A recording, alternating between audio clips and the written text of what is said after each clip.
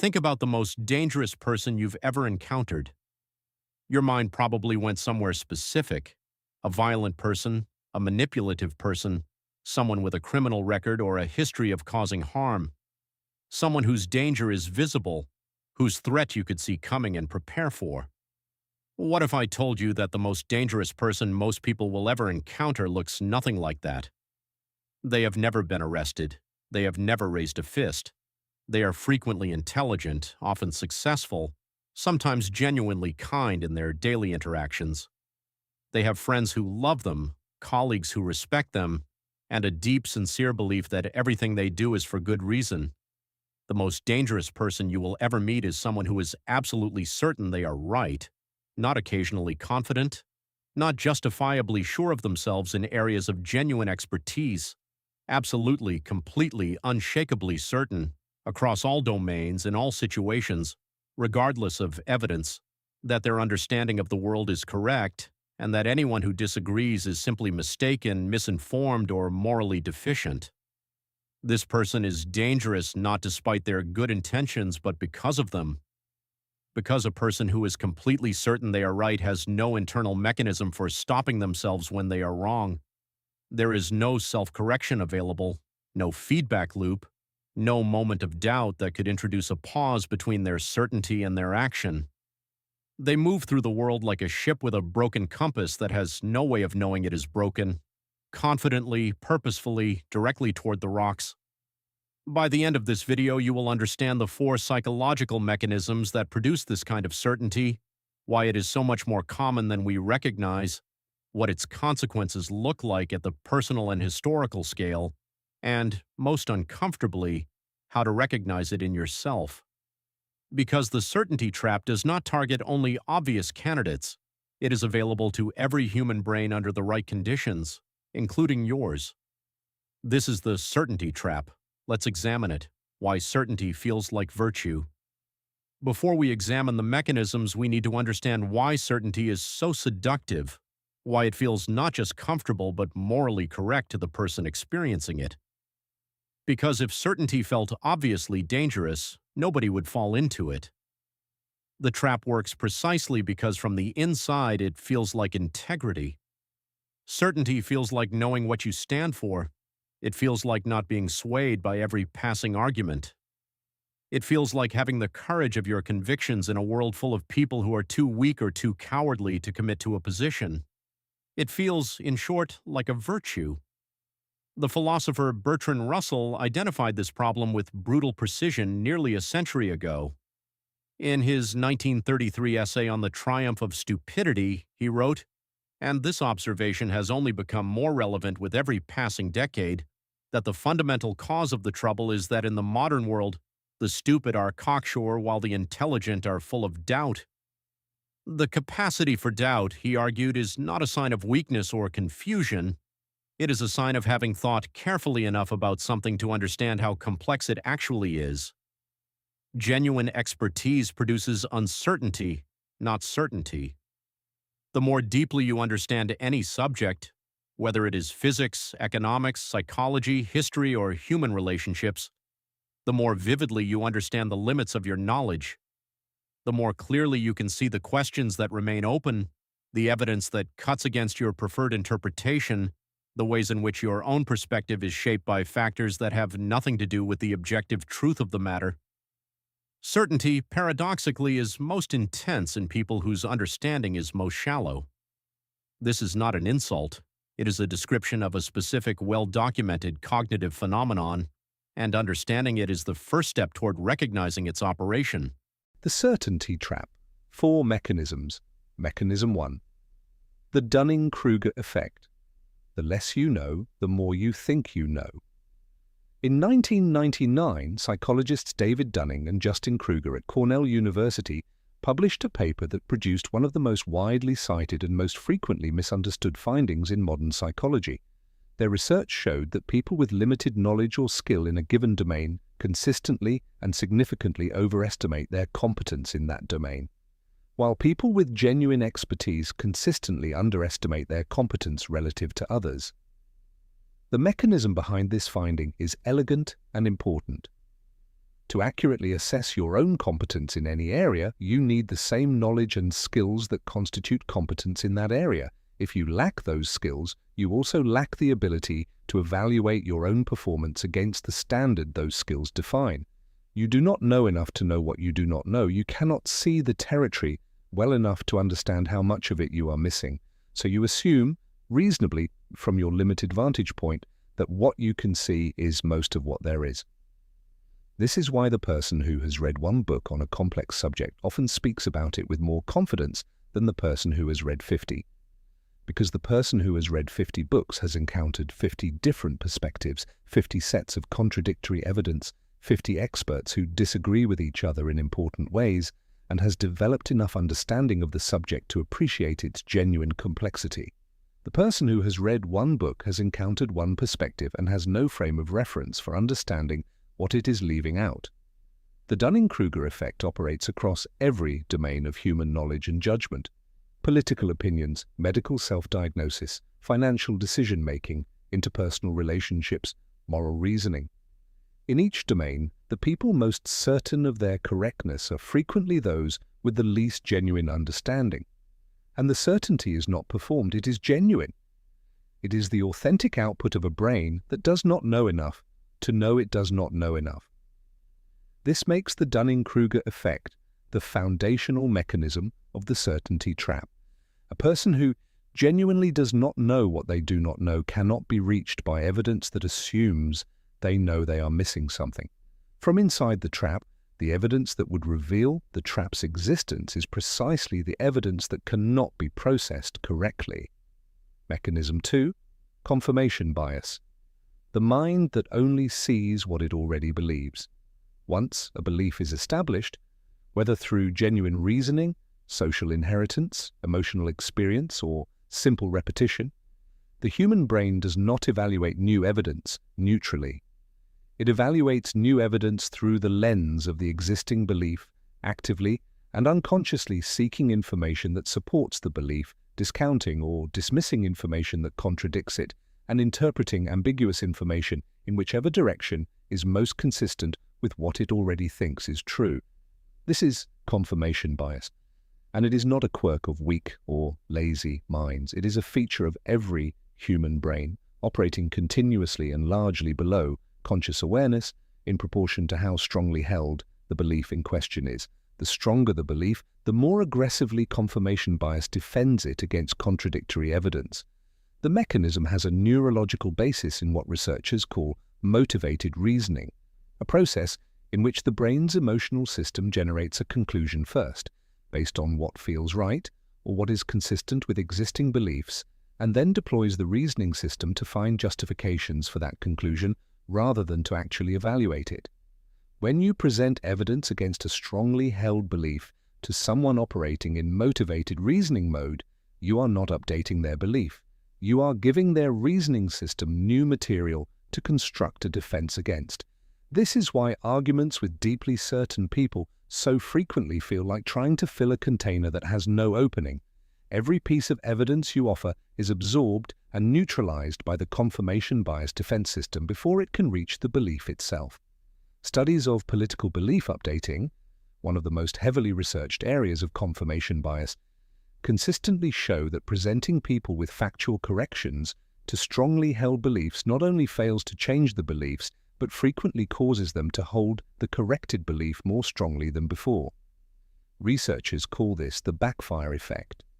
The confrontation with contradictory evidence is processed as a social threat, activating the identity protection system and causing a defensive strengthening of the challenged belief. This means that the more certain a person is, the more effectively their cognitive architecture defends that certainty against exactly the evidence that would most need to reach them. The certainty trap is self-sealing. Mechanism 3. Identity protective cognition. When being right becomes who you are. The third mechanism is the one that transforms ordinary cognitive bias into something genuinely dangerous. It is the process by which a person's beliefs become fused with their identity, no longer just things they think are true, but fundamental components of who they are. When a belief becomes identity level, when being right about X stops being a position and starts being a core part of the self-concept. Something neurologically profound happens. Challenges to the belief are no longer processed as intellectual disagreements. They are processed as personal attacks. Evidence against the belief is no longer experienced as information. It is experienced as a threat to the self. The amygdala activates. The stress response fires. And the entire cognitive architecture reorganizes around defending the identity rather than evaluating the evidence. Yale Law School professor Dan Kahan, who coined the term identity protective cognition, has extensively documented how this process operates in the context of politically and culturally charged beliefs. His research shows that greater scientific literacy and greater analytical ability do not reduce the influence of identity protective cognition, they enhance it. Smarter, more analytically capable people are more effective at constructing sophisticated defenses of their identity-level beliefs, not more likely to update those beliefs in response to evidence. This finding is one of the most disturbing in the entire literature on human reasoning. Intelligence, divorced from intellectual humility, does not make you more likely to be right. It makes you more capable of being wrong in an elaborate, defensible, convincing way.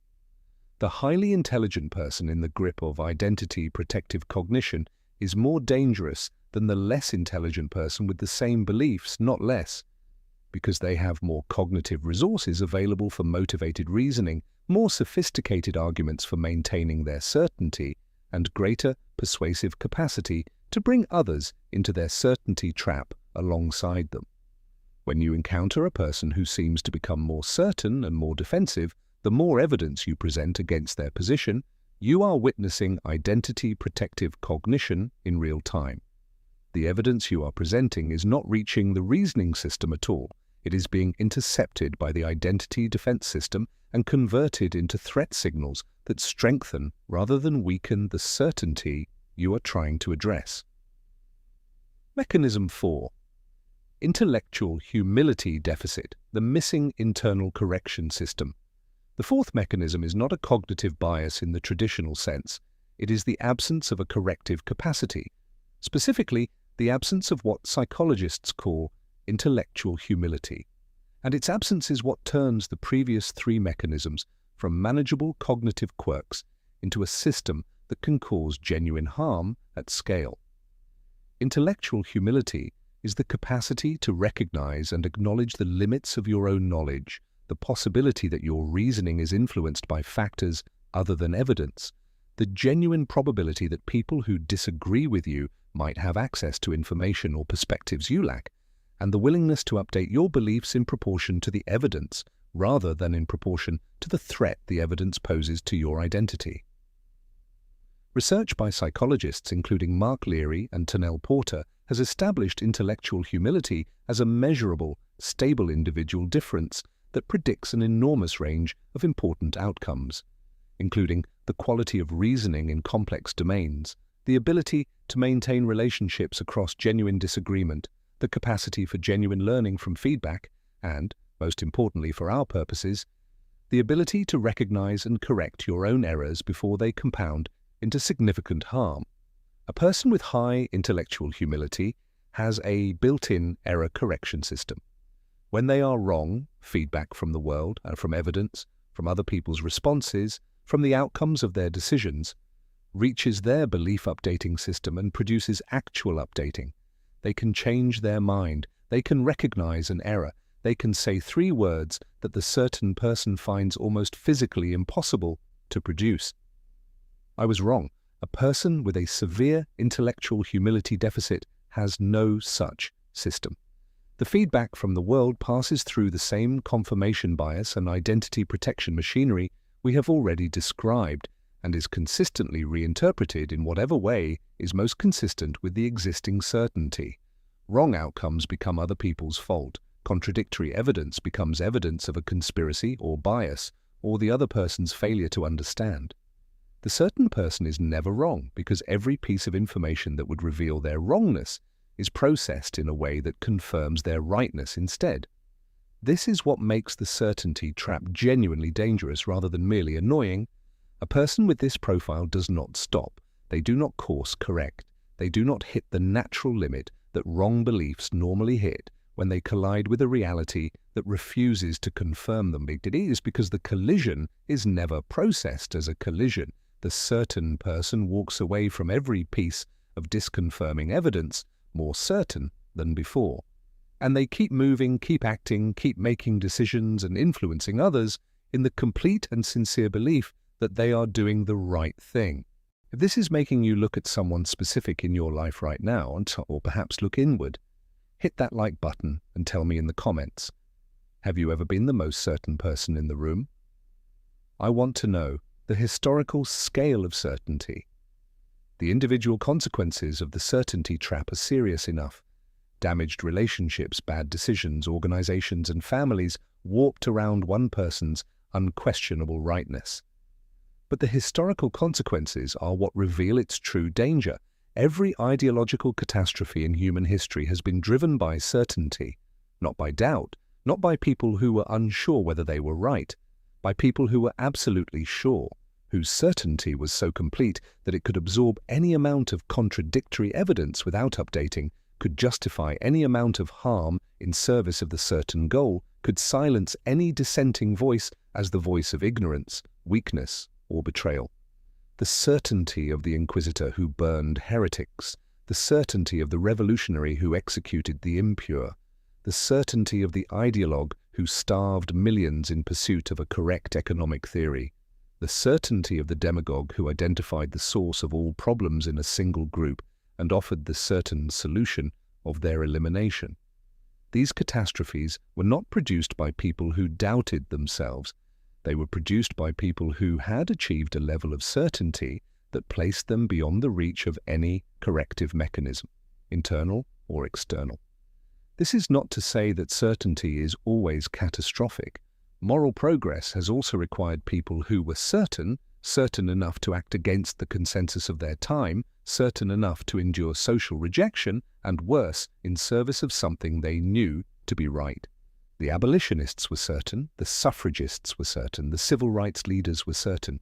The difference, and it is the crucial difference, is that the certain people on the right side of history were certain about a specific, concrete, moral claims that were grounded in the observable suffering of real, identifiable human beings, and they remained open to evidence about the best methods for achieving justice, even while being certain about the justice itself.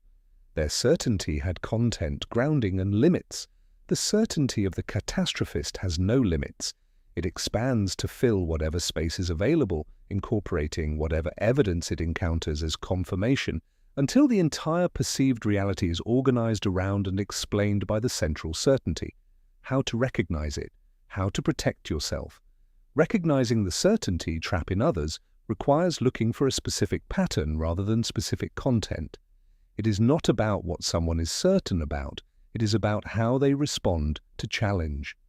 The certain person, when presented with evidence against their position, does not engage with the evidence.